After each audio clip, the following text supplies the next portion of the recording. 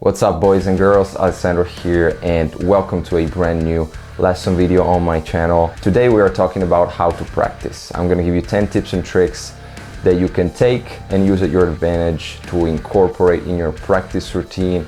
Whatever it is that you are trying to improve on, I feel like these tips are gonna be incredibly useful to make everything you do much more efficient. Let's start off by talking about the importance of knowing how to practice, how to approach exercises, how to create a practice routine. So I feel like it's very easy sometimes to just put all your focus, all your attention into the exercises, and so trying to come up and find the most difficult ones, the most challenging ones. But knowing how to practice, how to approach those exercises, it doesn't matter what kind of exercises you are practicing on, and doesn't matter what you are trying to improve on. Developing a method and some correct habits while practicing is going to make a huge difference, and it is just as important as the exercises themselves. So tip number one, always use a metronome.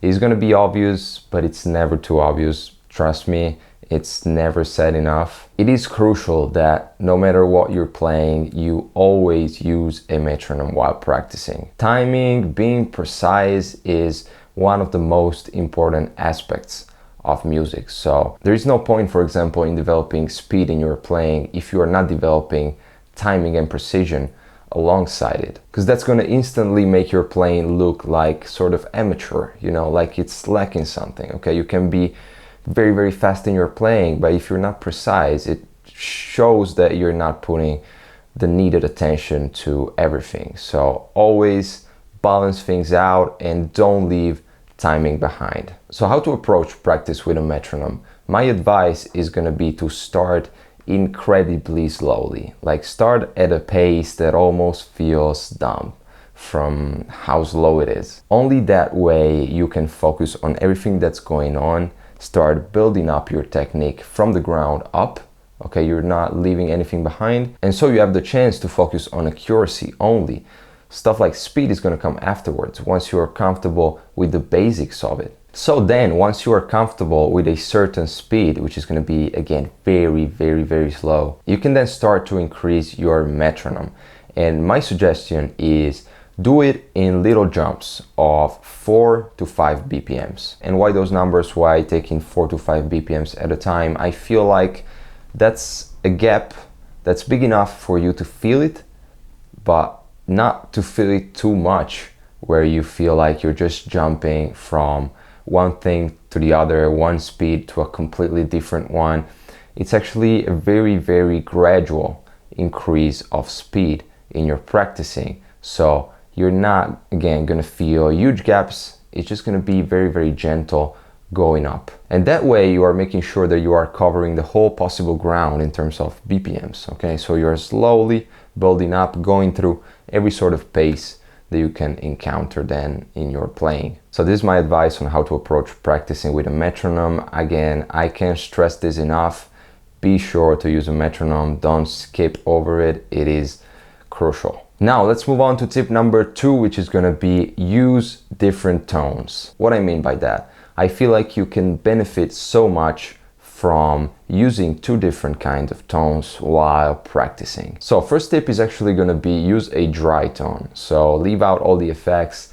They're just a distraction, and they are probably covering up some possible mistakes for you to hear. And then my advice is to both use a clean tone and an overdriven tone for two different purposes. So the benefit of using an overdriven tone while practicing is obviously because every sort of mistake, every sort of unwanted noise is gonna come out of your guitar very easily, much more easily than with a clean tone, obviously. That is gonna keep everything more subtle and controlled. So that is gonna challenge you a lot, because not only every note comes out very well, and so you'll be able to hear mistakes much more clearly, but you gotta focus on being clean also, so eliminating every sort of, again, unwanted noise from your guitar, from strings that you are not playing, and all this sort of stuff. On the other hand, using a clean tone is going to give you a much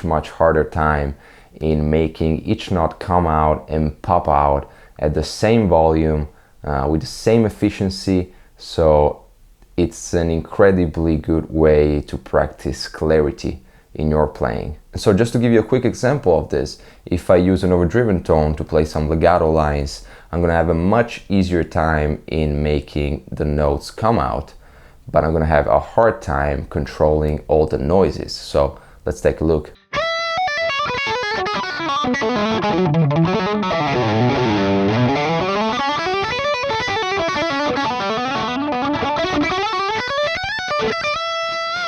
And playing the same kind of stuff with a clean tone is going to make my life difficult because each note is going to lose volume and it's going to be harder to make them pop out. So let's have a look.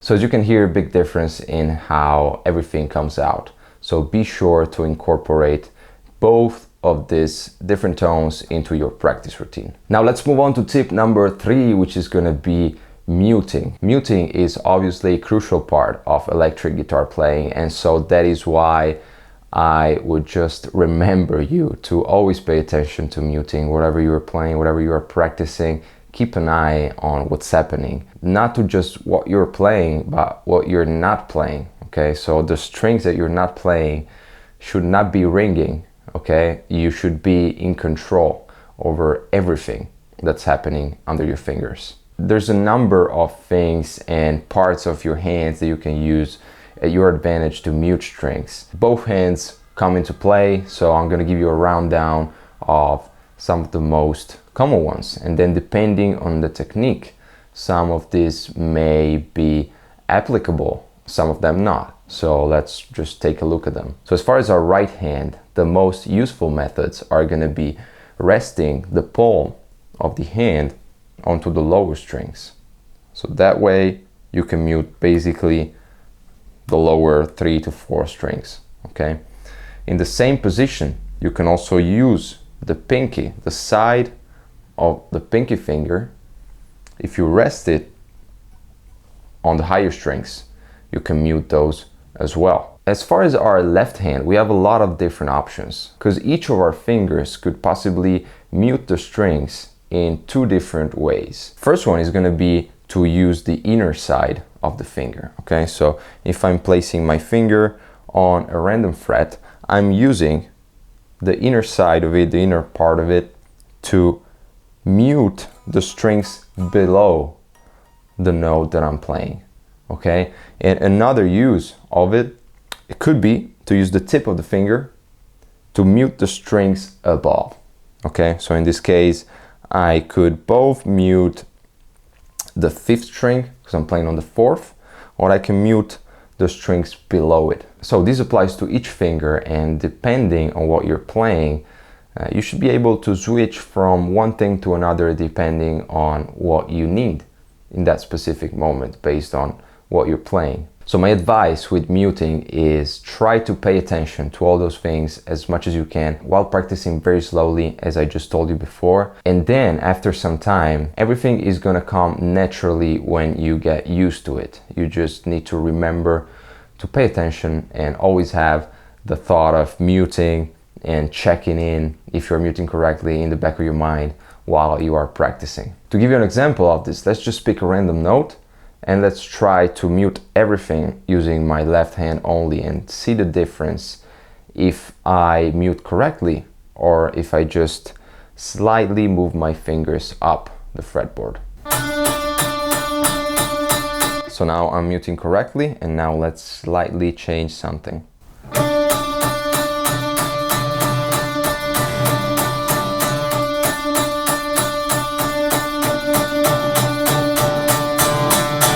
So as you can hear, if I mute correctly, it doesn't matter how many strings do I pick, how hard do I pick. I can do whatever I want as long as I'm in control and I am sure that the only sound that's gonna come out of my guitar is just the one note that I want. Now let's move on to tip number 4, which is gonna be find the right tools for you. By this, I mean everything that can possibly make a difference in your playing and in your approach to the guitar. So starting from the big stuff that can be your guitar, your amp, don't skip also to the small stuff, your picks, your strings. All of these things, no matter how big or small, are making a huge difference in how you approach your instrument, how you play. And trust me if I tell you that they can either dramatically improve the way you play, or they can, on the other hand, just hold you back so much from being 100% comfortable on your instrument. At the end of the day, for me, these are all tools and they serve the purpose of making music, playing, and what I want them to do is to get out of the way, okay? I don't want to be thinking, oh, okay, you know, this may feel a little more comfortable if it was like that. I just wanted to get out of the way and let me just play effortlessly. So for me, it is crucial that you find what is most comfortable for you, which is all personal. It's all subjective. It can be one thing for me, it can be the complete opposite for you. So my advice is gonna be to just go out and try stuff, you know, explore possibilities and be honest with yourself, you know, try to understand what works better for you and why. So I feel like it's like a journey of discovery that should go hand in hand with you playing and getting better. You know, as you get better, you discover new things. You can't just expect to jump into playing guitar and, you know, just understanding what is right for you. That's just not a real expectation to have. But the more you play, the longer you play, the more stuff you play, you can understand what is right for you, both under your hands and both sonically speaking, okay? So in terms of how some stuff sounds. And just to give you some examples, I discovered later on that I prefer wider necks.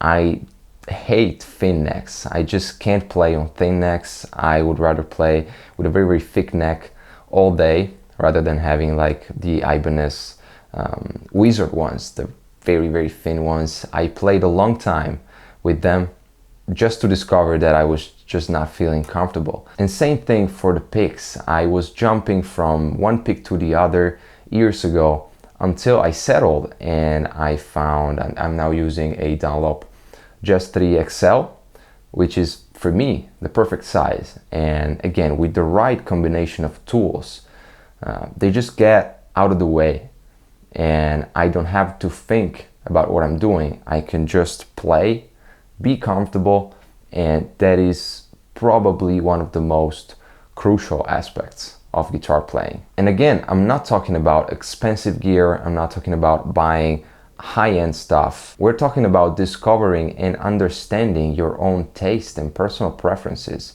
which can also be something so tiny and little like a pick that can make a huge difference and impact on the way you play. So again, my advice is just to explore. Don't be afraid to try new things and to seek for something new if you are not feeling 100% comfortable with what you already have. Now, tip number 5 is gonna be play relaxed. So quick tip here, but I can't stress this enough. Be sure that while practicing very slowly and carefully, pay attention to your whole body, your muscles, your arms, your hands, your fingers.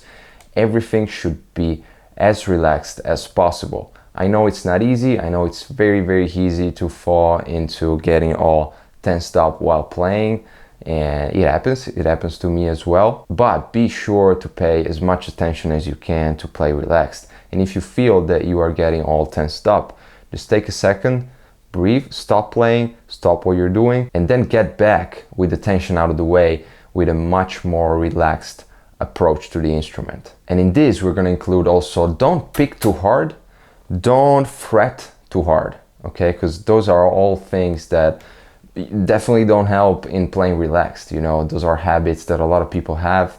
And again, just pay attention. That's why you want to practice everything slowly, because you have the possibility to not only focus on the exercises, but to focus on everything that's around the exercise. Okay, so pay a lot of attention at everything that's happening while you are playing. So now tip number 6 is going to be isolate fragments. What I mean by that is that a lot of times you will find yourself struggling by learning hard stuff, hard sections, hard licks, or whatever it is that you are learning, really, even just like a sweep picking shape. You can benefit so much from breaking things down. I feel like developing this habit is gonna make your life so much easier, because having the ability to simplify difficult stuff and visualize them in a different way, in a way that allows you to tackle them with much more ease, is just gonna be game changer for you, your guitar playing, and whatever it is that you're gonna try to improve or practice on. So my advice is that probably in everything that you play, there is gonna be one specific thing that's causing you more trouble than the other ones. For example, if we take a random string skipping pattern, okay, just like this one. So in this case, for example, if we break it down and we analyze it, what is causing us trouble and what is probably holding us back from going very fast into playing something like this is not the single strings, okay? Because if we take a look at the patterns, they're very, very simple. They're just two fingers, so just like this.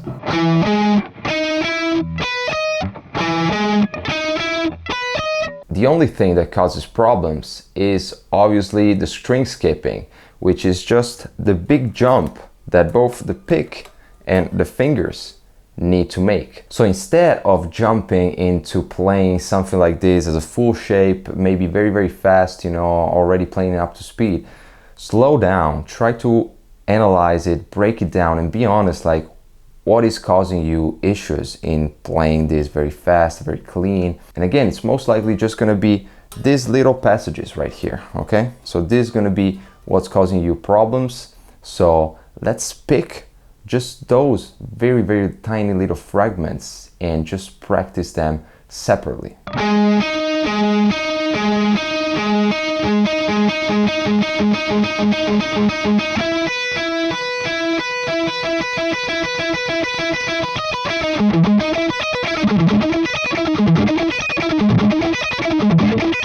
So this is just an example on how to approach things that are giving you a hard time in making progresses. And so I feel like isolating fragments, isolating little bits and working on them separately is what makes the difference in improving at some certain techniques and exercises. Now let's move on to tip number 7, which is going to be use a mirror. So I am a strong believer in one thing, that is that what sounds good, usually, most of the times, it also looks good and it looks right, it looks correct. So I feel like even without hearing, you could possibly tell if a player knows what's up and if he's doing all the stuff correctly. And this goes for everything. By looking at yourself in the mirror, you can clearly see live in the moment if, starting from the position that you're playing in, if you are relaxed, if your shoulders are relaxed, okay, or if you are all tensed up,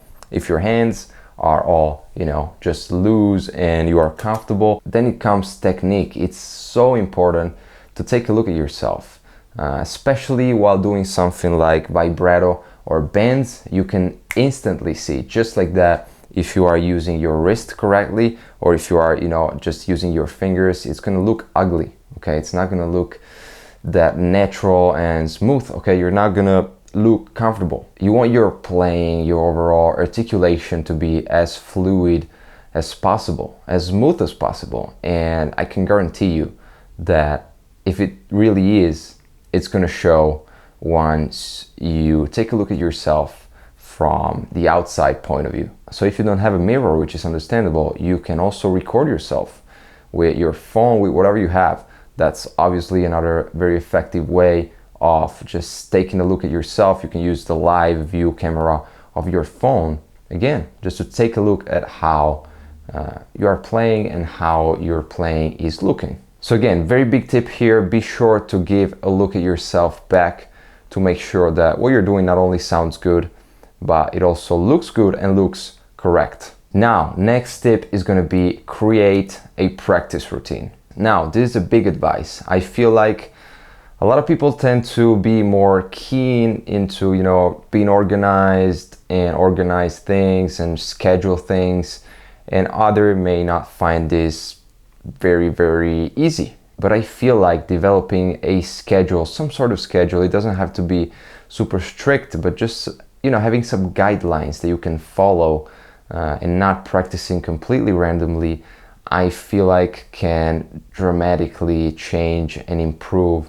the way you practice and the way you improve actually. The way I like to approach this kind of thing is to create something that's similar to a gym workout routine. So just as if we were speaking about a gym workout where you divide each day into, like, let's say one or a couple muscle groups, my advice is take one topic, take alternate picking, take legato, sweep picking, alternate picking, take improvisation, take ear training, and divide everything into your weekly days. So for example, if you know that you can play 1 hour a day, that way you already know what you're gonna do. You're gonna practice, let's say on Monday, maybe alternate picking and legato, then on the next day sweep picking, on the next day like string skipping, on the next day tapping, and so on and so on.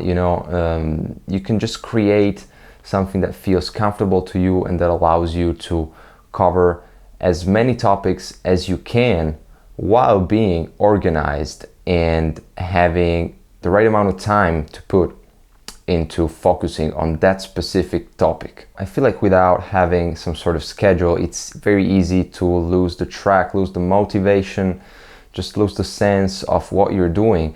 I remember I even went so far as like writing down the progresses that I was making each week that I was practicing, or each day, that I was practicing something different. And I was just write down every progress that I was making. So that was just hyping up my excitement, and I was just very, very inclined to keep on practicing that way because I knew that I was heading in the right direction. I knew I had a direction first. I had the method, and that was just helping me out so much in keeping myself on track. So again, I would highly recommend you that you use this as an advice and you start planning your own practice routine. I can guarantee you that you're gonna see incredible results if you practice setting yourself in this kind of way. Now, tip number 9 is gonna be consistency is key. And so related to developing a practice routine, a workout schedule for your practicing, being consistent is the key more than anything else. And that's why I believe it is also very important to develop a schedule, because only doing so, you can be sure to stay consistent. I'm sure that you heard so many people telling you that doing something for 10 minutes, half an hour a day, every day is far more beneficial than doing it like, let's say 3 hours for one day and then not doing it for a week and going on in this way. And I feel like that is absolutely true. So even if you have, again, just like half an hour a day to play, be sure to make the most out of that. And if you keep up with that attitude of just taking half an hour, which is not a lot, but if you maximize that half an hour and you schedule it in a way that you can get as much progress in as you can, believe me that in a couple months maybe, you will see some amazing results, much more than if you were to just like randomly pick up the guitar on one day and then leaving it for like a whole week again, or just, playing randomly. If you really do want to see some results and improvements, even on a shorter period of time, you're going to be able to, but only if you do things correctly. Because if you leave it all randomly and you do things without thinking about them and without developing a method, then it's most likely you're just gonna waste your time. And you may get some results, but you may get results in a much, much longer period of time than if it was with, again, actually being consistent and developing a method for your practicing. So again, if you are serious at improving a guitar and if you really want to make progresses, I would highly recommend you to keep in mind that you gotta be consistent. You gotta be patient, because that goes hand in hand with being consistent. You know, nothing good comes from rushing stuff. You gotta take your time, and again, being consistent is truly the key to an efficient growth. Now, last tip number 10 is gonna be take breaks. So we spoke a lot about playing, practicing, developing, you know, routine and all of that. But now what I'm telling you is take breaks. Take time off, give yourself and your fingers, your muscles, your brain, everything works together, and you gotta give them time to fully internalize everything that you learn from time to time. And believe me, if I tell you that spending time away from the instrument is just as important as spending time on it. Getting some time off and then coming back can only bring you benefits and positive stuff. And I was afraid of it at first. I was just scared of taking breaks and not being able to play for some days or even some weeks, because that happened. And then I discovered and I understand that it's actually incredibly refreshing. It doesn't matter if you are practicing a certain technique or if you are learning a new song. Taking a break from playing something for a long period of time can bring you a fresh, totally new and much stronger new perspective on that exact thing. For example, if you are practicing a certain technique, you are spending a lot of time on it and you feel like you have a hard time pulling it off, and like after some days you just have your fingers hurting and you can't really play anymore, take a break. I can guarantee you that you're gonna come back with your fingers healed up, your fingers used to that new sensation, that new technique, that new whatever you are practicing, your brain refreshed, and all of a sudden you will actually find yourself being able to play that specific thing that you were practicing on. Taking breaks and then coming back to the instrument is an amazing way of taking a look, an actual look at the progresses and acknowledging that you are actually making progresses. And at first, as I told you, I was very afraid of taking breaks, even for just days. Now I don't really care. Like, if I know that I'm not gonna be able to play for some days, I'm like, okay, you know what? I'm gonna come back to the instrument, I'm gonna be refreshed, I'm gonna have a new perspective on it, and my fingers are not gonna hurt, you know? I'm gonna have my fingers ready to play even more, even better than before. So again, don't be afraid to take time off of your instrument. I would even go as far as telling you to incorporate one day off to the practice routine that we just talked about. And I can guarantee you that it's gonna help you out so much in your journey of improving at guitar. So that's it for today's video. It's probably gonna be a very long one, so I thank you for watching, thank you for sticking by, and I really hope that you will find these tips and tricks useful in any way.